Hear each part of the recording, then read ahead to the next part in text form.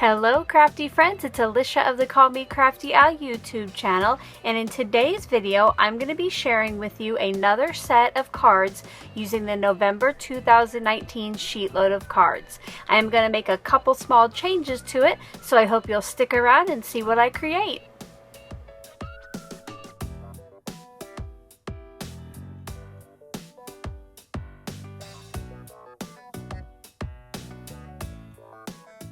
Thank you so much for stopping by today. If this is your first time to my channel, I hope by the end of the video that you'll be inspired to click on that subscribe button below and maybe even tap on that bell for notifications. If you're already a subscriber and regular viewer, welcome back. I'm so glad that you're here.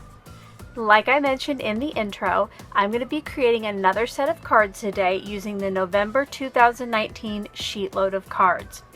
If you are new to my channel and you don't know what SheetLoad of Cards is, every month I put out a sketch, a supply list, and cutting guides to help you make the most of your paper and complete a sheetload of cards, anywhere usually from between 6 and 12 cards in an issue.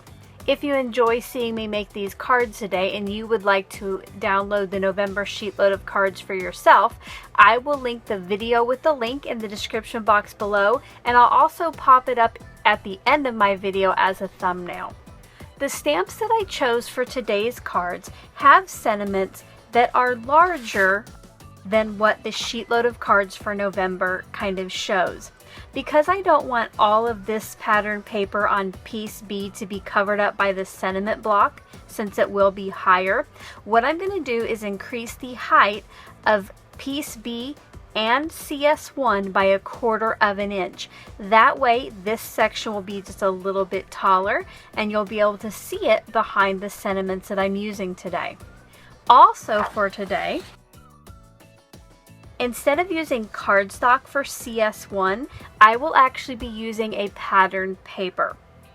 Besides that SheetLoad sketch, here are some of the other items I'm going to be using. I got out my Tim Holtz Tiny Attacher. I got out the Stampin' Up! Triple Banner Punch. I'm not quite sure yet if I'm going to use this, but I got it out just in case. For my stamping, I'm going to be using Night of Navy from Stampin' Up! The stamp set that I'm going to be using is called Grand Garden, and this is from Gina K Designs. And for my pattern papers, I'm going to be using papers from the Dear Lizzy She's Magic line. I got these at Joann a couple weeks ago for like 19 cents a sheet. I will be using, it's actually 2 pieces of the floral paper, but these will be my 2 different pattern papers that I'm using. And then like I mentioned before, I'll be using a pattern paper for CS1. This blue will actually border this piece right here instead of a solid cardstock. Now I still do have my cardstock for my card bases and for my sentiments. I'm just going to be using an off-white paper that kind of matches the lightest part in this pattern paper. Once I start the process, I will go to a voiceover. So if I leave you with any questions, please make sure to leave those in the comment section below, and I'll get back to you just as soon as I can. The first thing I'm going to be doing is cutting my 2 pieces of pattern paper, and I will pretty much follow the cutting guides given, except piece B will be 3 3/4 inches wide by 2.5 inches tall. On the original sketch, it says 2 1/4 inches tall. Since this paper does have branding strips on it, I did trim those off first, but then I proceeded to cut as normal. Each of the pieces got cut into 2 strips that were 4 inches wide and 1 strip that was 3 3/4 inches wide. Then I went ahead and cut down to the final sizes needed.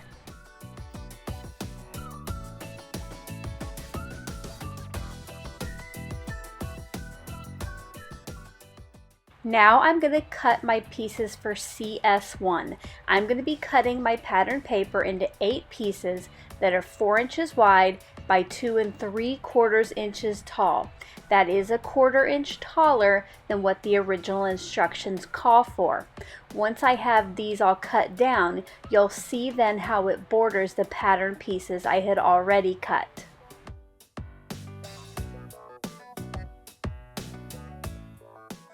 Off camera, I did cut and fold my 8 card bases. I just used the same off-white that I'll be using for the sentiment strips. Speaking of sentiment strips, that is what I am cutting now. I cut the cardstock in half to 4 1/4 inches wide first, and then I cut until I got 8 pieces that were 1 1/2 inch tall. Once most of the cutting is done, I started getting my cards put together. The first thing I'm going to do here is mat each of my B pieces with that blue polka dotted paper.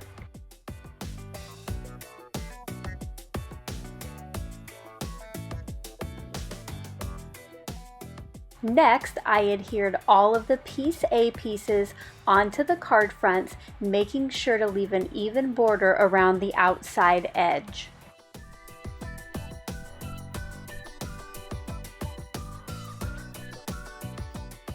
The next step is to get my trimmer back out and cut 1 1/4 inches off the right edge of all of the matted piece B's.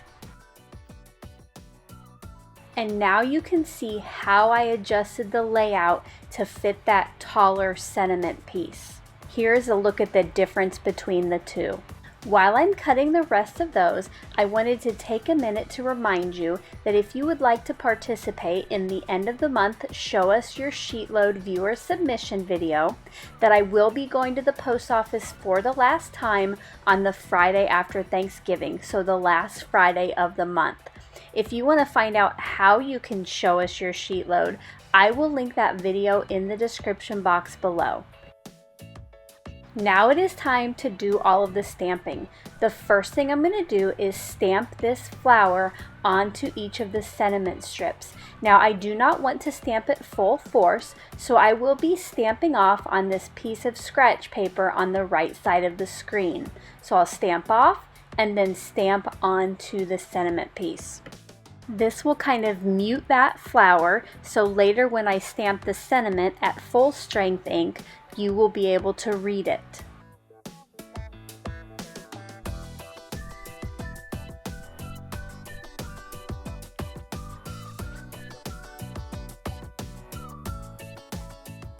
I did decide to go ahead and use the Stampin' Up! Triple Banner Punch, and just so I do not cut off any text later if I stamp now, I am going to go ahead and pre-punch these before I stamp my sentiment. Speaking of sentiments, now it is time to stamp them. I will be using 4 different sayings from the stamp set and stamping each of those twice. The first one I chose was "So many of my smiles begin with you."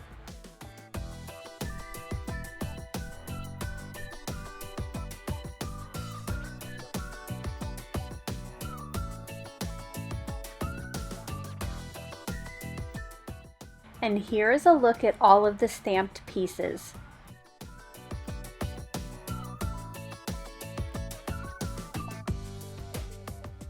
Because I will be adhering the sentiment strip to piece B with my tiny attacher, I want to go ahead and put the staples in now so those do not have to go through the front of the card. I just quickly put in 2 staples, and then I went ahead and put adhesive on the back of that left piece, including the banner.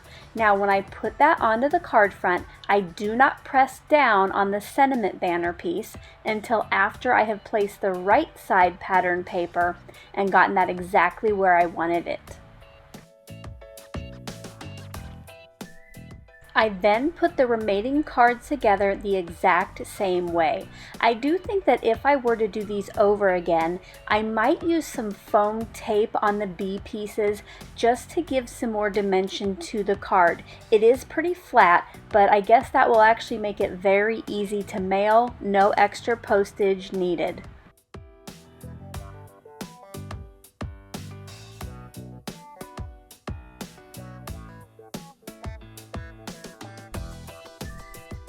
I hope you enjoyed that look at how I created these quick and easy cards using the November 2019 SheetLoad of Cards. If you did, as always, I appreciate a thumbs up.